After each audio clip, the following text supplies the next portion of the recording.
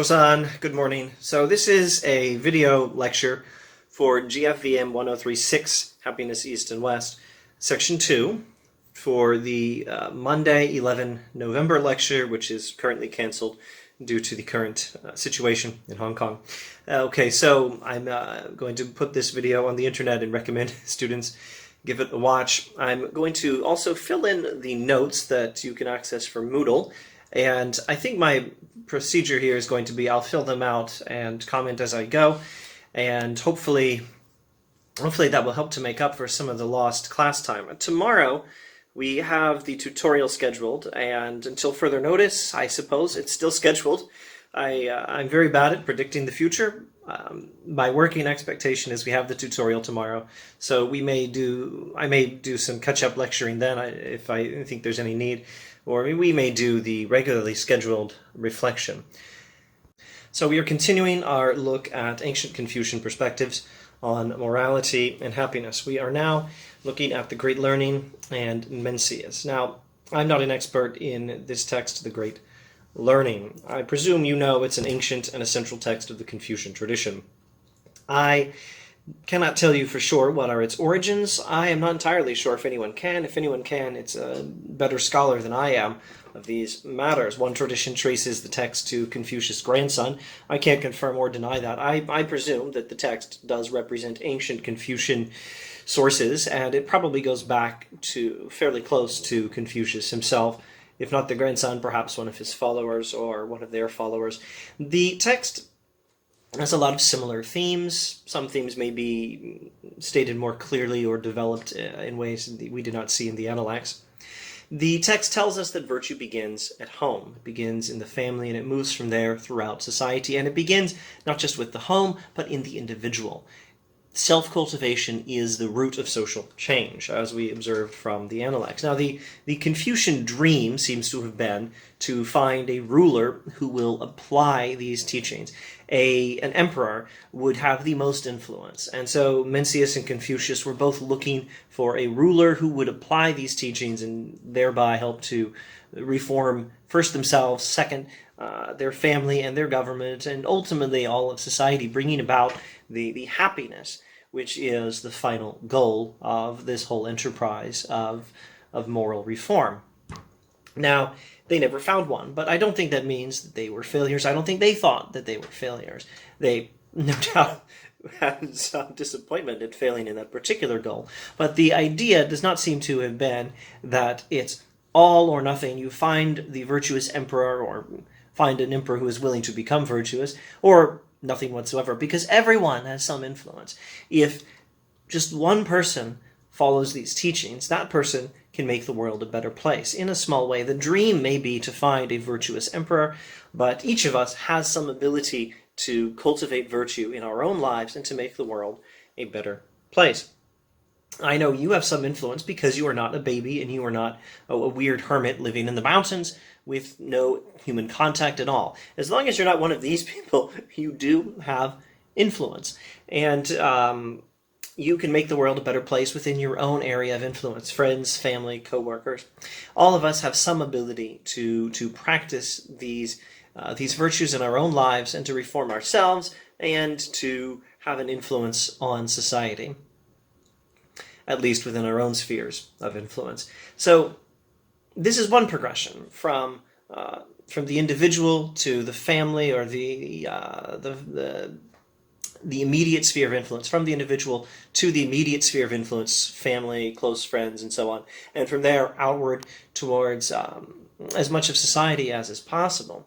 There's another progression traced in the Great Learning. You begin with knowledge, and then you move on. Remember the autobiographical passage in the Analects. Confucius says, at 15, I had my heart set on learning, and at another age I had achieved this, and at another age I had achieved this, and at age, I believe, 70 at the end, he could follow what his heart desired without going against what was right. Morality and desire were aligned. We have similar progression here in the Great Learning.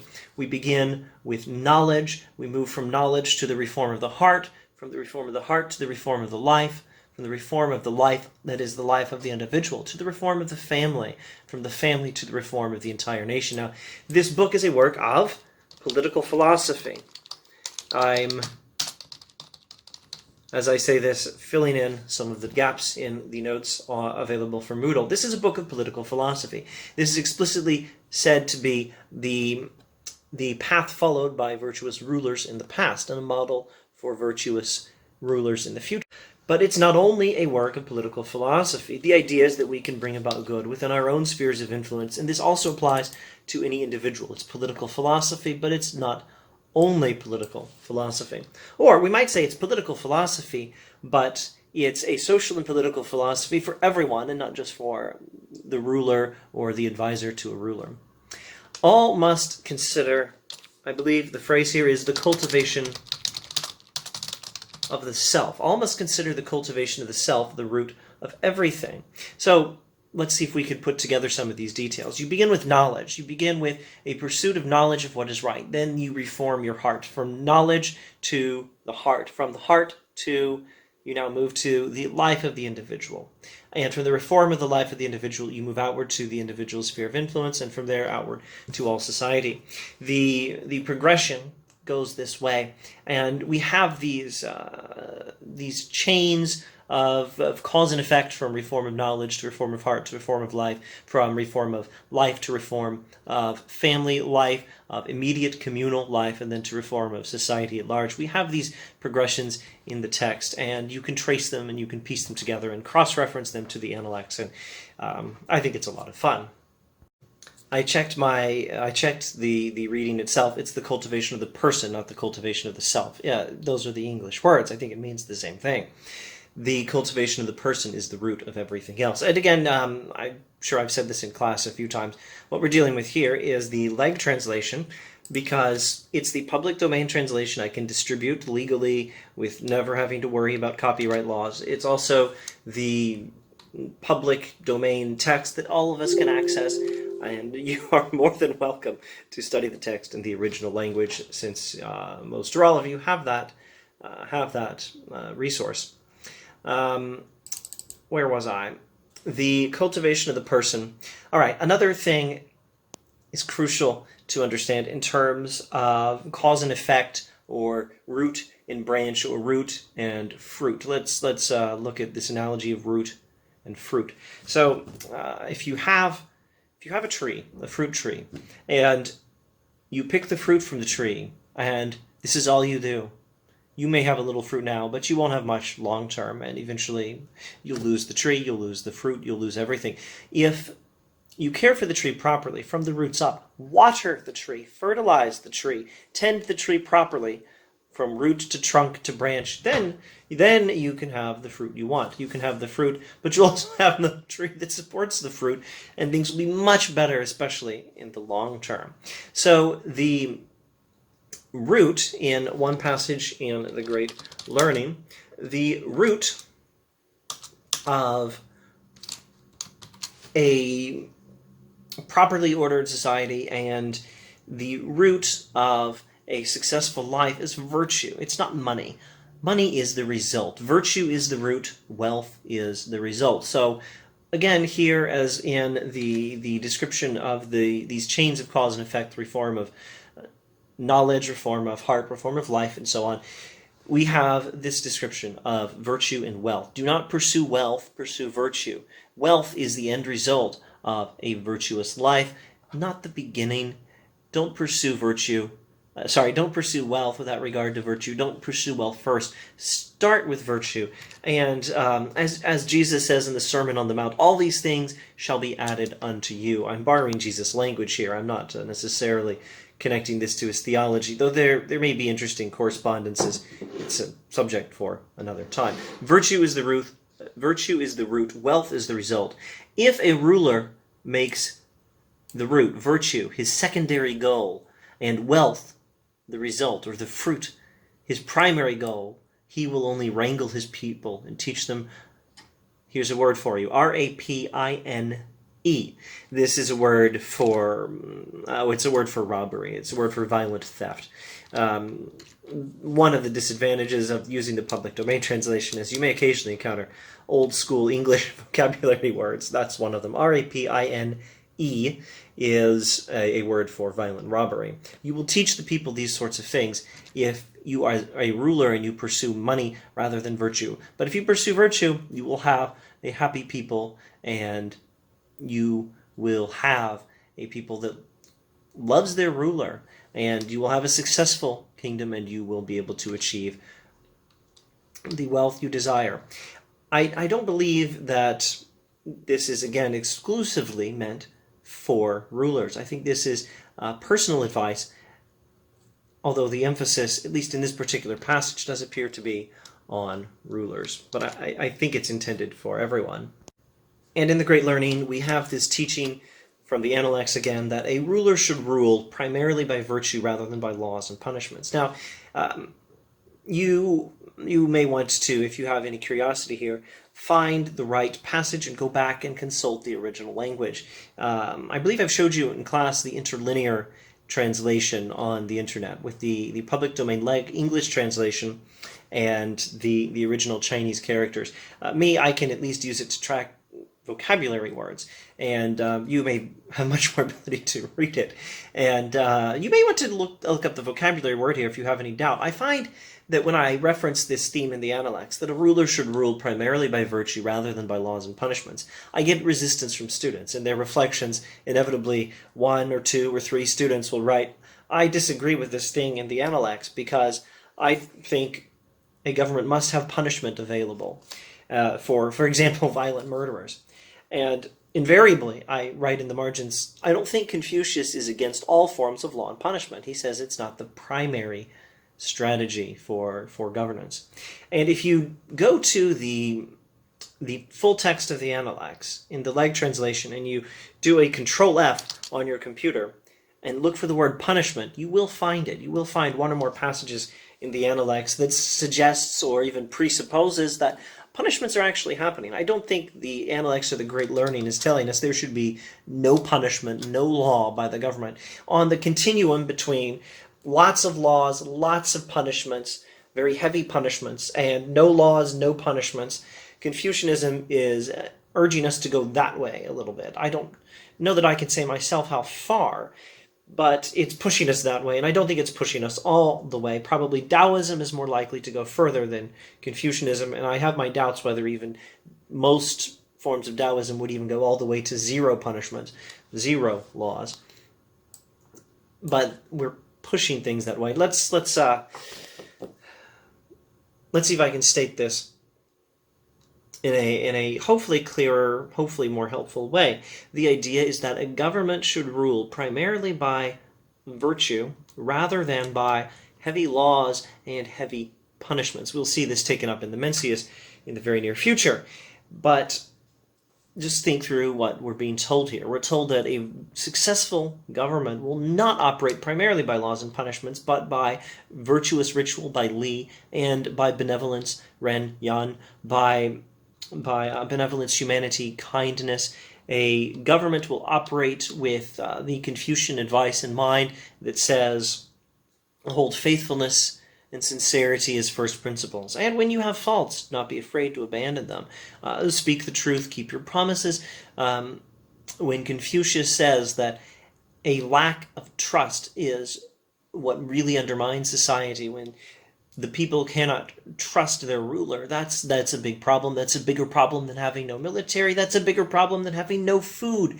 If you had to sacrifice one of those 3 things, choose the military, as he says to Zigong in the Analects. This is Confucius here.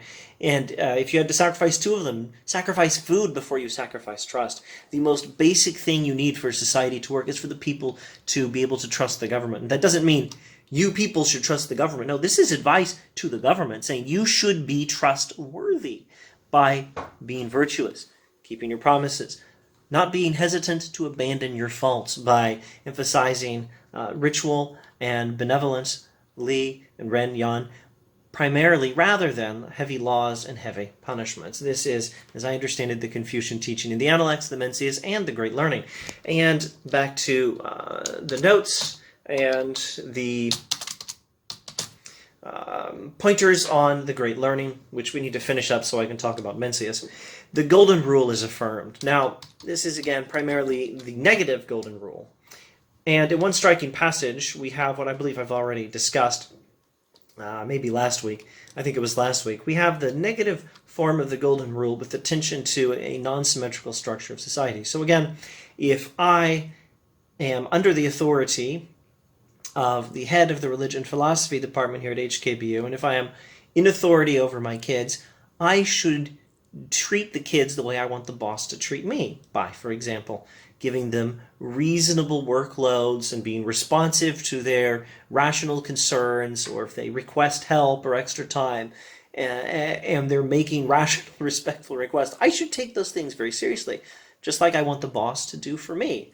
And what do I want from the kids? I want them to do their jobs in good time and not be lazy and not make unnecessary complaints. And I should do the same for the boss. Treat those above you the way you want people below you to treat you. Treat those below you the way you want people above you to treat you. This is the golden rule. It's a principle with which as a measuring stick to regulate one's conduct. Oh, I think I may have a typo there. The principle with which as a measuring square to regulate one's conduct. I believe that is the language in the live translation. All right, let's move on to the Mencius. Mencius. You can pronounce it properly. I have my difficulties. Mencius is a major philosopher in the Confucian tradition. You know this, I presume. And he's famous or infamous for arguing that human nature is a fundamentally good thing, and that it includes a fundamental disposition to Ren, Yan behavior, benevolence, humanity, kindness. So I think sometimes people misunderstand this, or at least they oversimplify this. The classic example and commentary on it should help. The example is drawn directly from the text. I think I included it in your reading as well. So what people will say sometimes is Mencius thinks human nature is good, and Xunzi thinks human nature is bad, and, well, people do evil things. Lots of people do evil things. Most people do some evil things. Some people do lots of evil things. So obviously Mencius is wrong. Human nature is evil. It's not quite that simple. The idea is more that we have an inherent disposition to virtuous, Ren, Yan, benevolent, kind, humane behavior, but it has to be cultivated. The child about to fall into the well. Imagine you see a child about to fall into a well. Do you not have any inclination to help the child, independently of any possible reward, praise you might get for it? I think a contemporary application might be more useful. You're at the MTR station. You see a child about to fall onto the tracks. Don't you want to help this kid? Do you want to help the kid because you think you might get a reward? Because you think people might praise you for being a hero? If you like, stipulate you're the only one there. There are no cameras. Maybe the cameras are just pointed the other direction. This is a bit of the track that doesn't get a camera. There's no one on the platform right now except you and the kid, and the kid's about to fall onto the tracks. And if you like, stipulate the kid is blind and will not even be able to see who helps him. Do you want to help the kid? Of course you do. If you don't want to help the kid, if you don't have the slightest inclination to help the child, you are not even human, says Mencius. This disposition to good behavior is like a seedling or a sprout. Mencius is, I think, fond of these agricultural metaphors. It needs watering. It needs cultivation. So we need to encourage this disposition to good behavior. How do we encourage it?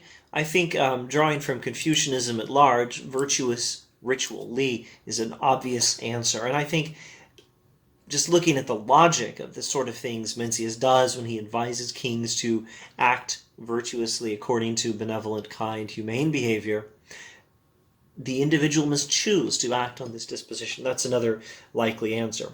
And I think drawing from the text of the Mencius, we also have to point to education as a way. So there are at least these three ways to encourage the cultivation, the watering of this little seedling, this little sprout within the soul of virtuous behavior. Good education, good ritual, and each of us has to decide. Again, this is Confucianism. This is a virtue ethics tradition. The individual must choose to do what is right, and this cultivates a virtuous character. So, like Confucius, Mencius seeks unsuccessfully for a ruler who will listen to his principles. Now, some of you may know the historical context much better than I do. I believe this is the Warring States period, so a little bit after Confucius, and the Zhou Emperor, I think, is still sort of nominally around, but has even less power. I think Confucius may have hoped that the old ways would be restored. I think Mencius has largely given up on that hope. I think he wants I think he actually wants a new dynasty, but it's got to be a virtuous dynasty. Otherwise, one, what's the point? And two, it wouldn't even work. And this is very, very much the point of Mencius, that what is right and what works coincide. And you cannot choose what works, what you think works, based on your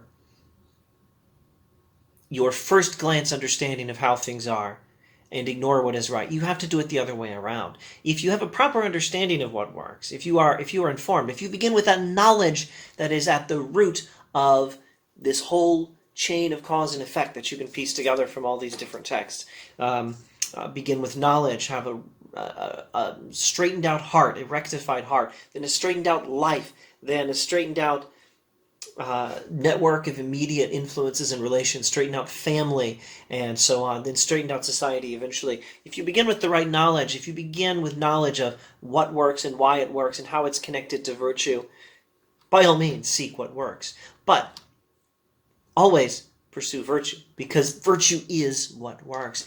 Don't get things backwards. Don't focus on the result without focusing on the root. Focus on the root, the branch will follow in good times. Focus on virtue, and all these things shall be added unto you. And let's see, what was I talking about? He wants to find a virtuous ruler, and he thinks a stable government will be established by virtue. You don't need more money, you don't need more power, what you need is virtue. You don't need a strong military, you don't need a strong population, you don't even need a really good economy. Actually, you need all these things, but you will get them only by being virtuous. And he's also a strong proponent of education, and he thinks government is more successful when you govern not primarily by laws and punishments, but by education, by benevolence, by Ren, Yan, by humanity. So here we are still going over the introductory notes on Mencius. I assume a lot of these points are things you already have some familiarity with. One more of them is, Mencius has this idea that a king answers to the people. Now, I believe there is some scholarly debate on how exactly this is to be interpreted. There may be some correspondences and there may be some notable differences to modern Western notions of the sovereignty of the people over the government. So the conception in John Locke and in the American Declaration of Independence and Toy Story 3, Barbie and Toy Story 3, when they say a just government rules by the consent of the people it governs. This conception is, to my knowledge, not exactly the same as the Mencius idea, but there's some idea in Mencius that the people have some authority over the king. It may be not that they have to give their consent. This may or may not be a grounds for democracy. It is, at a minimum, a grounds for, key word for Confucianism, as always, for, I try to trace this out. How will it work on the screen? I get confused as to whether you see things left, right. Key word. It may be that when Mencius has this idea of a king having to answer to the people, that it's, again, just this usual simple thing, this Confucian teaching, Ren, Yan, benevolence, humanity. This virtue, this is the key. This may be all he's really going for. It may just be that only this kind of a government, only this kind of a king is a legitimate king. There's that wonderful passage in the Mencius where, how does it go? Where Mencius says, oh yeah, I heard about those people who killed that guy, but I never heard about anyone who murdered a king. Because the guy they killed was not a legitimate king. Because he had none of this. He did not care about the good of the people. A genuine king cares about the good of the people. This is a prerequisite for legitimate government. At a minimum, there's that. Others, much better scholars than I am, are welcome to debate, and I believe they do debate how exactly this is to be interpreted. There are probably some good books comparing and contrasting Mencius to Locke. And of course, there are very good scholars. Have I mentioned this to you yet? I hope I have. There are contemporary scholars talking about ancient Confucian insights and how they connect to the modern world, and taking some insights from Confucianism and some insights from Western Enlightenment philosophy about, for example, human rights or something, and integrating them. Du Ming is a living Confucian scholar who does some good work on this. Email me and ask me to give you a reading if you want a reading. No, wait, maybe it'll even come up this semester. It does come up. We have a reading from Du Ming himself later in the semester. So there are sources looking at these themes, and there are other sources for interpreting Mencius and tracing out those details.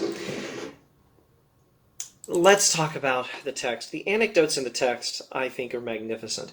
Mencius can be extremely critical of a king. I fancy myself, if I were in this situation and felt a need to criticize the king in this particular period in history, I picture myself getting myself killed. I picture myself getting my head cut off. Mencius, well, he never apparently quite manages to persuade a king to follow the way of virtue, but he doesn't get himself killed. I'm very impressed with his rhetoric. So in the first scene, speaking with this particular king, Mencius advises him not to speak of profit. I have the original text here and a few plausible translations I tracked down. And Mencius says he brings only moral teachings. He doesn't bring profit. But look at how he elaborates. So the king says, "You have traveled a long way to see me. You must have brought me some counsel to profit my kingdom." The king wants Mencius, the philosopher who traveled a long way to see the king, to tell him, how can I get richer? He wants a bigger military. He wants more gold in his treasury. And Mencius says, I don't tell you anything about profit. What I tell you about is virtue. Don't talk about profit at all. But look at how he elaborates on this. He explains, if you talk of profit, you lead to great harm. You inspire a corrupt government and a corrupt population. If the king is out for money, what do his ministers do? They think, oh, I ought to get my share. The king's getting all this extra gold. I really deserve my share. If the king's getting an extra 1,000 pieces of gold, I really ought to get at least 100. And quite possibly, if he thinks he can get away with it, the minister will steal from the king. And what will the lower ministers think? They'll think, oh, he's getting 100 pieces of gold. I really ought to get 10. And what will the people think? The people will also want this. They'll be thinking, well, the king's getting all this gold. What do we get? Well, for a start, they won't want to pay their taxes. They won't like this king very much. But also, if they think everyone's just trying to get money, well, they might as well join in. What's the point? And they will follow the example of the greedy monarch. And Mencius says, in one kingdom of so many chariots, the king will be murdered by the person who's in charge of so many fewer chariots. In other words, the king will be murdered by his top generals. And they can get murdered by their lower officers. In general, when you pursue money and power, you create a corrupt system, you create a corrupt community, a corrupt country where theft is a means of achieving what you want, and where murder is a means of achieving what you want. And this all follows the example of the king when the king speaks of profit. So let not the king speak of profit, says Mencius. Let him only speak of virtue. Let him only speak of benevolence. So it's fascinating here that when Mencius says this, it turns out that what is morally right in the long run is also most useful. But if you seek the result, if you seek the useful thing rather than the root, seek the fruit rather than the root, you won't get the fruit, you won't get the root. Seek money, and you will not be virtuous, and you won't have much money either. Not for long, anyway. But seek virtue, and you can have virtue, and you can have money too later. Just don't talk about it, and don't seek it right now. Now, there's a tremendously interesting question here. How are we to interpret the Mencius? Is he, in this passage, telling the king, shh, don't tell anyone that what you really want is money. Just be virtuous, and you'll get the money later. Pursue the money now, and you won't even get it, and someone might try to kill you.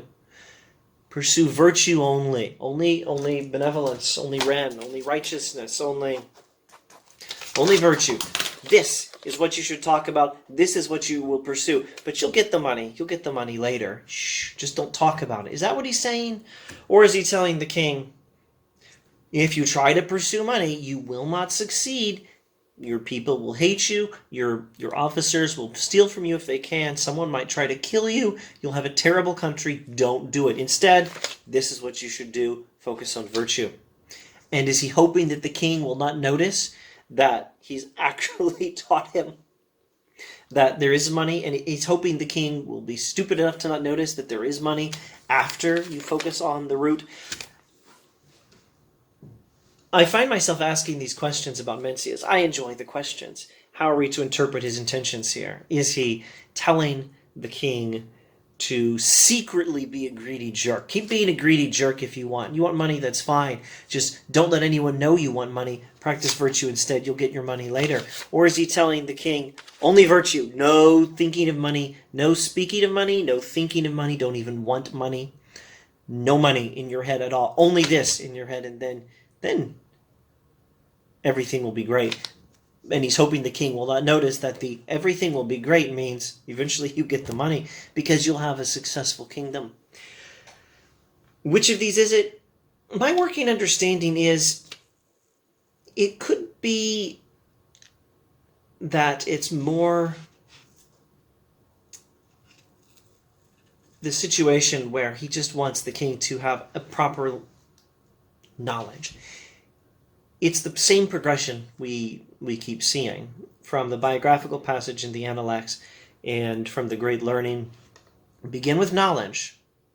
Then you get a rectified heart, rectified life, rectified immediate community, rectified society at large. What sort of knowledge are we talking about? One, it's the knowledge that virtue is important. One, it's the knowledge that this matters. Two, it's the knowledge of how to ultimately succeed. I rather doubt that Mencius would be in any disagreement with the Great Learning, where the Great Learning says, virtue is the root, wealth is the result. Don't pursue the result and neglect the root. But the Great Learning is not telling you to ignore the results, is it? It's telling you, here's a proper knowledge of how to get the right result. So I think this is an aspect of the knowledge that begins it all. I think Mencius is actually not particularly worried about the king seeking money, as long as he understands how to do it right. And this may leave us wondering, well, does that turn the king into a bit of a hypocrite? Is he going to be enlightened about how to have money and be secretly a greedy jerk, and he's in it for the money, even though he talks about this? Maybe. But one, well, you'd still have a better country, wouldn't you, if your king is a virtuous monarch? That's something Mencius might be thinking. But two, this is a virtue ethics tradition. I think Mencius probably has the opinion that if the king will start practicing virtue, he will, in time, learn to desire it. He may initially still have some selfish motives. He may initially be thinking, I'll do this, although I really want money eventually. But after doing this for a while, I think the king will eventually come to value this for itself. And all these things shall be added unto him. He can get the money later. I think something like that is probably what Mencius is going for here. I hasten to add, I'm not exactly an expert in this particular text, and this is my working analysis of an intriguing passage, and I love the passage. I like comparing and contrasting it to other things. More comparison, in fact, than contrast. Plato's Republic has this understanding that what is useful for the individual is actually what is good. It's not like you have to choose between virtue and what makes you happy. Virtue is what makes you happy. You need a proper understanding of these things. And if you have it, which is largely the point of Plato's Republic, to give us that proper understanding of these things, then you realize virtue is what leads to happiness. It's not a choice between what is useful and what is morally right. What is morally right is what is useful, at least in the long run. I think that is largely the point of Plato's Republic, and probably very much largely the point of this first anecdote in the Mencius. And the second anecdote. Mencius is speaking with the same king. And these days it would be probably a young prince or a young king whose father just died and he's inherited fabulous wealth of oil or something, and he's showing the old wise philosopher his fancy cars and saying, I like my fancy cars. And you want me to be a virtuous king? Are you telling me I have to give up my fancy cars? Doesn't a virtuous king get to have fancy cars too? And if not, I don't think I want to be a virtuous king. That's the scenario you have to picture to update it. But in context, there are no cars in ancient China. Mencius is speaking with the king and looking at his grounds, his park. He's looking at the pond with the turtles and the geese and the lawns with the deer. And the king says to Mencius, do your virtuous monarchs get to enjoy these things? And Mencius says, they're the only monarchs who can. A virtuous monarch can enjoy these things. A non-virtuous monarch can't. And then he cites some ancient poetry. Why is he citing ancient poetry? Well, because he's a good Confucian. I love this passage in, I checked it when I was lecturing for the other section of this course on Friday. I think it's in the Analects.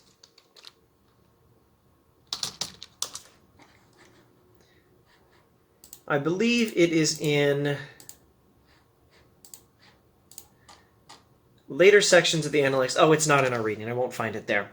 I'm fairly confident it's towards the end of the Analects, where one of Confucius' disciples asks Confucius' son whether he had any special lessons from the master himself.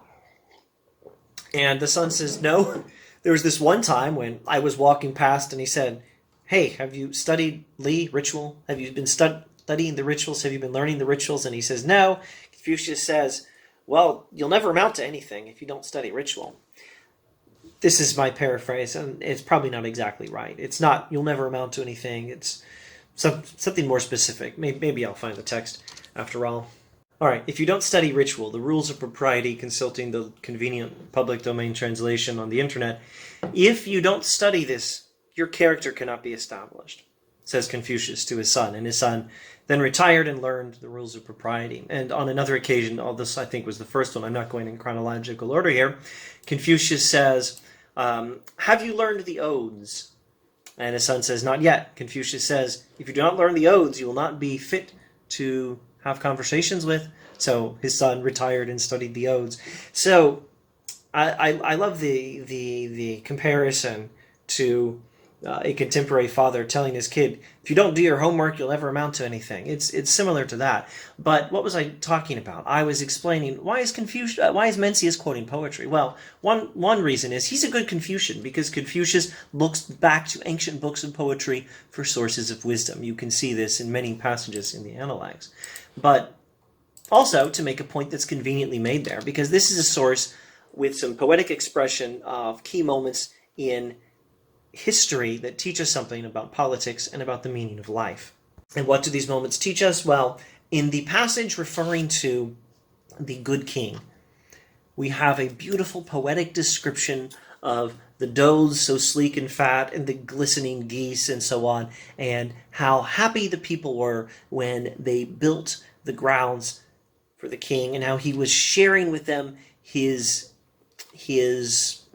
fancy grounds. And the people loved the king and were happy to work with him because he was sharing his happiness with the people. And in this other passage, there's a king who's a big jerk, and the people want him to die. What's the lesson here?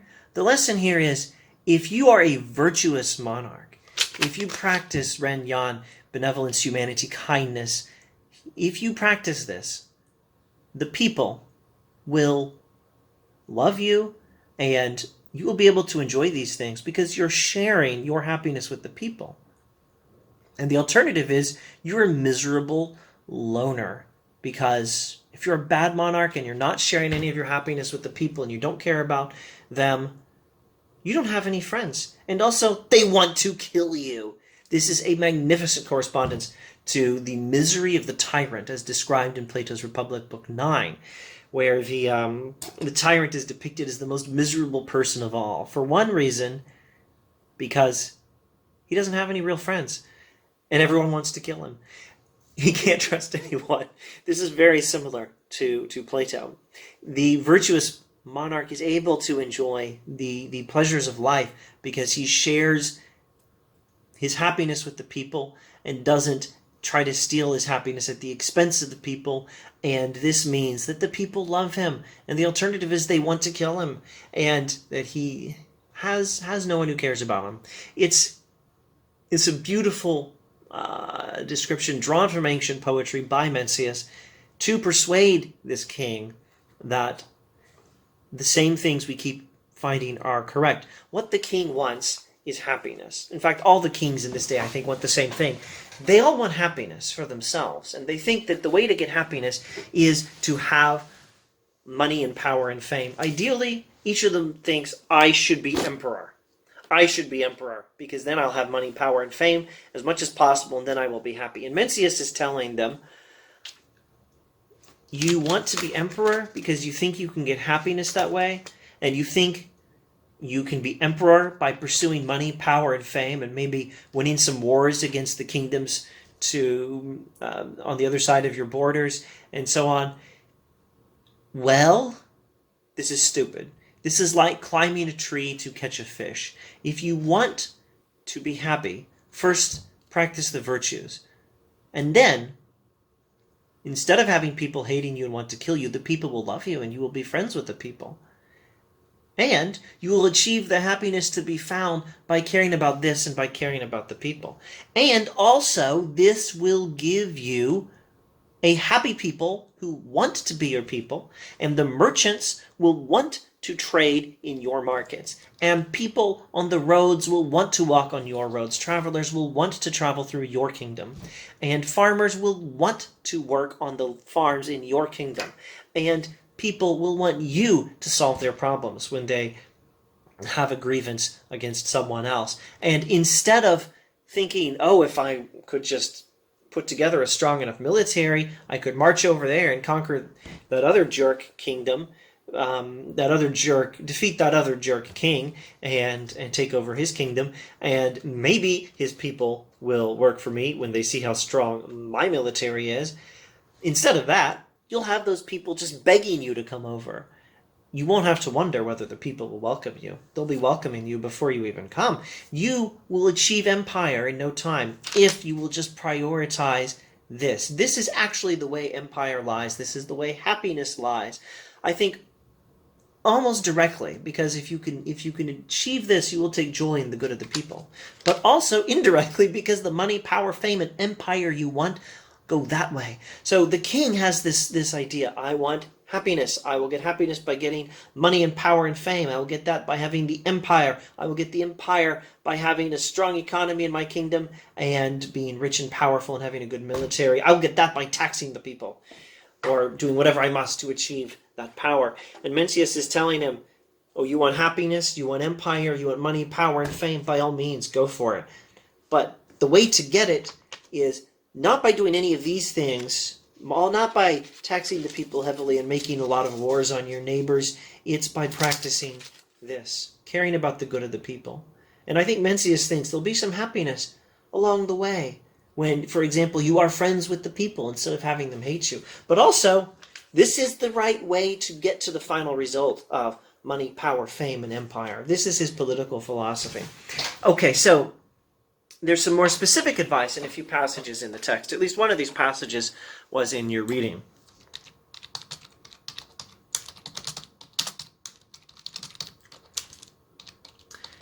In talking with the same king, Mencius advises him to be a benevolent, humane, kind ruler.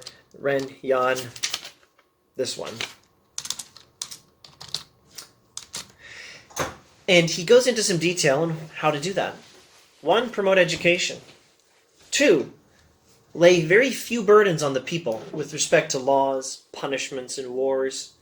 3, promote responsible agriculture. 4, see that the people are free to cultivate the land and to practice filial piety. This will make the king not only morally good, but also worthy to be king and more successful. Again, virtue is the root. These things you think you need to be happy in life, money, power, and fame, these are the result. These things shall be added to you. But get virtue right first. And what does virtue mean? What is a benevolent government? What is a Ren government? Well, there's some things you do. There is probably an agricultural program where Mencius says, let mulberry trees be planted.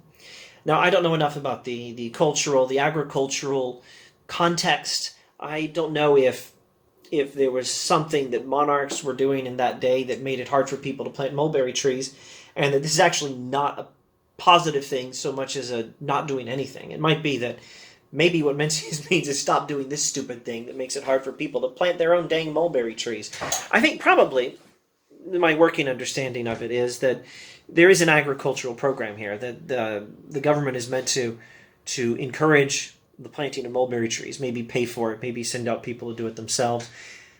And there apparently are some laws, and again, something the government needs to do to promote responsible agriculture. Don't fish with closed nets, and only cut down trees at the proper times.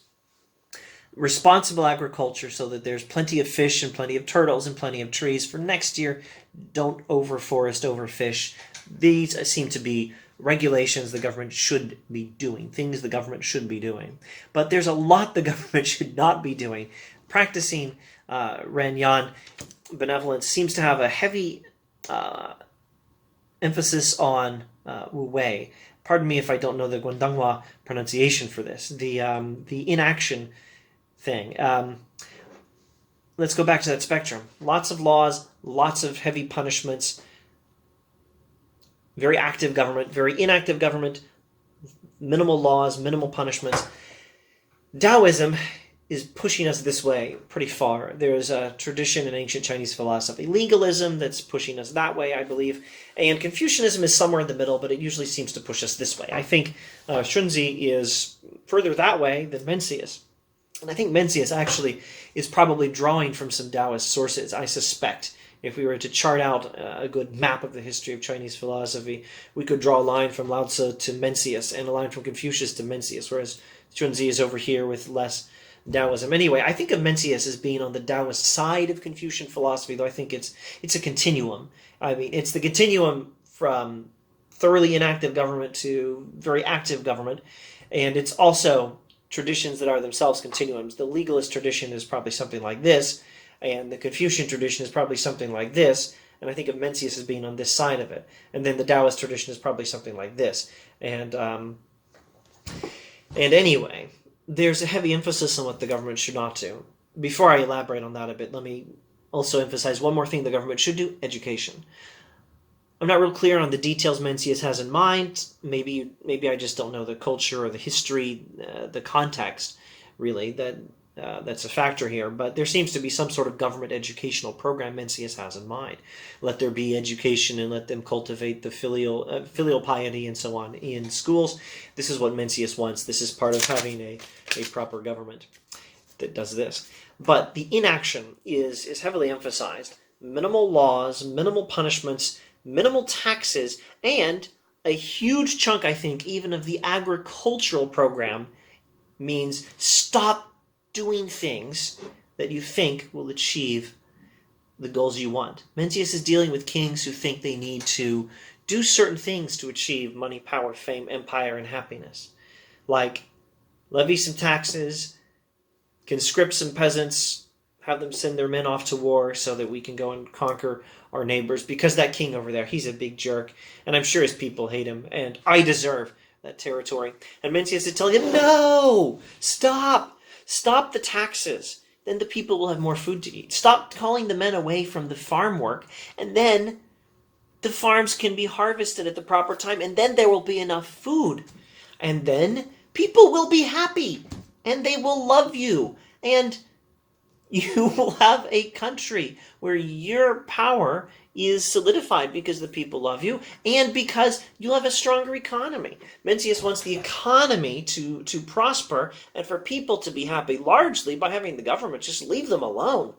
Stop calling them off to war and pulling away their money with taxation, and just let them work their fields. And then people will have enough to eat. And you'll have a stronger economy and a happier people. And in general, I think all of these passages that we keep looking at in Analects, Mencius, and Great Learning are telling us this perspective on happiness and morality, that they go together, that one is the root and the other is the result. And it's not like you have to choose. But don't misunderstand the relationship. Morality is the root. Happiness is the result.